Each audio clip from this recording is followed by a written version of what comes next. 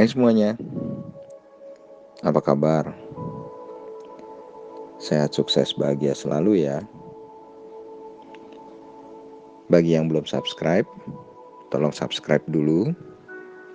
Bagi yang sudah, jangan lupa nyalakan lonceng notifikasinya ya, supaya terus mendapatkan update dari kita.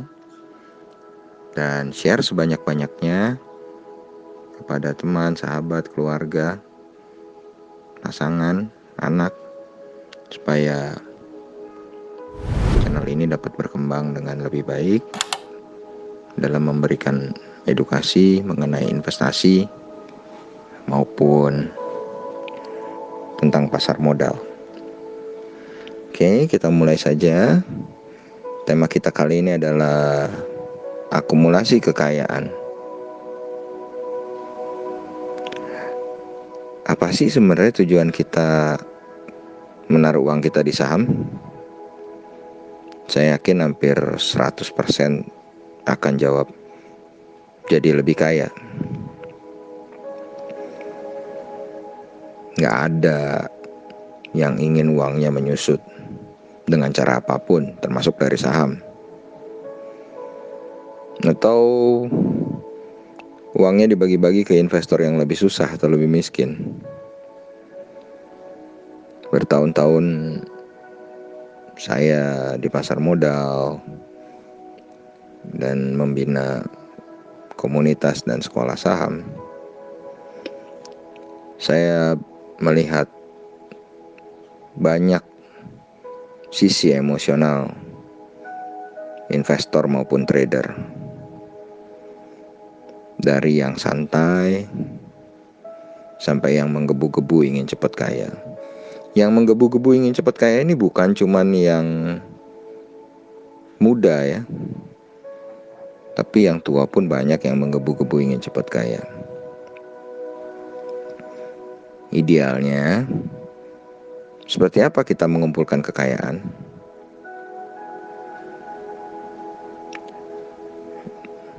Jadi,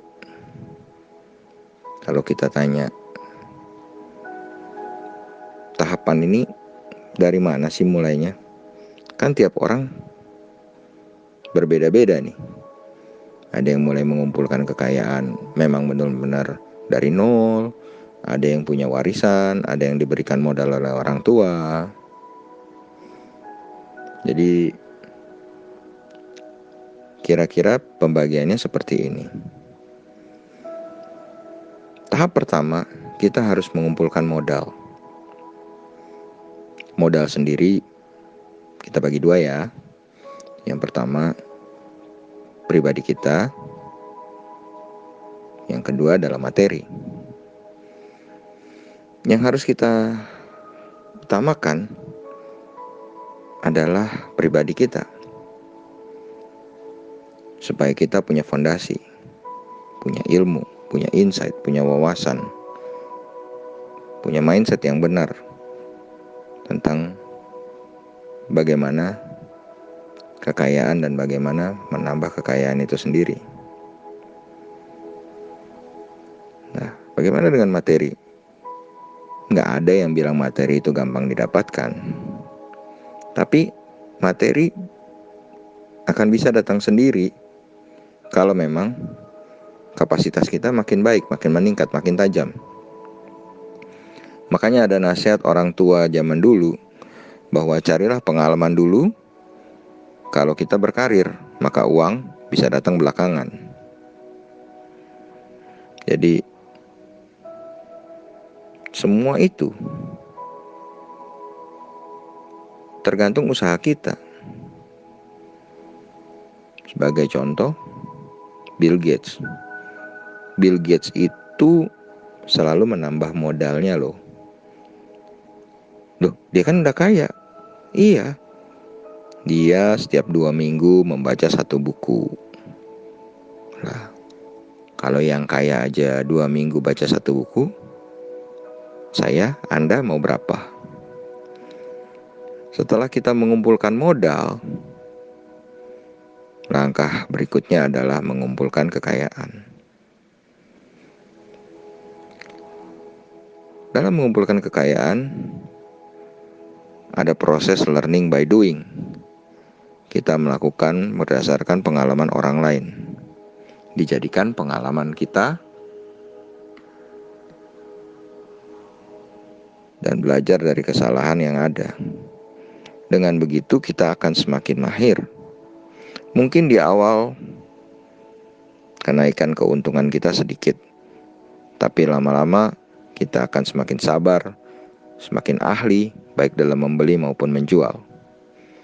Ini adalah sebuah proses yang harus dilalui. Proses ya. Jadi proses itu ada waktu. Mengumpulkan harta gak mungkin dilakukan dalam satu malam, kecuali menang lotre atau ada lampu Aladin. Sayangnya banyak orang masih berhalusinasi, seakan-akan gampang sekali proses jadi kaya. Mungkin karena itu bentuk dari kesuksesan adalah seperti piramida yang gagal lebih banyak dari yang berhasil.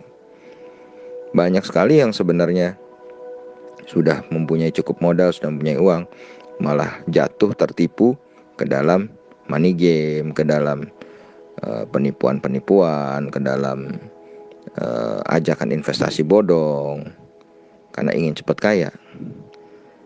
Karena mereka masih gak sadar, mereka gak punya mindset bahwa mengumpulkan harta itu ada prosesnya, ada waktunya. Lah, selama proses ini dibutuhkan keteguhan hati untuk melewati berbagai halangan dan rintangan. Nah, contoh, kalau Anda naik pesawat, katakanlah dari Jakarta ke Denpasar, apa Anda pernah berpikir untuk berhenti di tengah jalan? Enggak kan? Nah, setelah duduk manis beberapa lama, walaupun pegal kaki, akhirnya kita mencapai juga ke tujuan kita. Coba kalau di tengah jalan kita gak sabar dan lompat, gimana, apa yang terjadi? Di saham juga sama. Banyak orang akan menjadi gak sabar ketika kondisi tidak sesuai harapan. Jadi kalau kita sudah berhasil mengumpulkan kekayaan, lalu apa berikutnya? Berikutnya adalah saatnya kita menggunakannya. Jadi bukan berharap tiap bulan kita tarik gitu duit investasi kita. Kalau itu dilakukan, kita akan menjadi stres, mengejar untung terus-menerus. Padahal kita harus tahu, di dalam investasi, di pasar modal ada yang namanya risiko rugi. Gak mungkin untung terus. Karena pasarnya sendiri ada 3 macam, bearish, bullish, dan sideways. Seberapapun tangguhnya Anda, tiap market memiliki strategi yang berbeda sekalipun, Anda tidak mungkin bisa profit terus. Jadi jika Anda ingin katakanlah menarik keuntungan investasi Anda, yang ditarik adalah uang dividen atau profitnya. Seperti kayak misalnya kita jadi bapak kos yang tiap bulan menagih anak kos. Jadi kan yang ditarik kan uang sewa kosnya, bukan kita malah ngejual kamar kosnya untuk mencari keuntungan sesaat. Lalu apa bedanya dengan di saham? Kenapa Anda harus ngotot mencari keuntungan, lalu keuntungannya bisa ditarik kapan aja tanpa menyisakan dana untuk bertumbuh? Lalu yang terakhir adalah mencari pewaris. Yang paling penting adalah mencari pewaris kemampuan kita. Kalau kita bicara uang, setelah kita berhasil mengumpulkan uang itu hanya kertas, tumpukan kertas. Jadi kita harus mencari pewaris kemampuan kita, ilmu kita, skill kita. Itulah pentingnya berbagi ilmu, berbagi charity, amal. Makanya orang terkaya di dunia atau orang-orang kaya di dunia, mereka sudah punya project yang membantu meningkatkan kapasitas, project amal, project kemanusiaan, project macam-macam, daripada hanya mewariskan semuanya ke generasi penerusnya. Ada sebuah artikel menarik yang pernah saya baca. Jika semua harta yang ada di dunia ini dibagi rata ke seluruh penduduk dunia, kemudian dibiarkan berjalan, maka kondisi akhirnya harta yang ada akan kembali ke kapasitas. Orang yang punya kapasitas lebih pasti akan mendapatkan hasil lebih banyak daripada orang yang tidak punya kapasitas. Ada contoh, banyak orang terlalu gampang menyalahkan orang asing yang merebut lapangan kerja di Indonesia.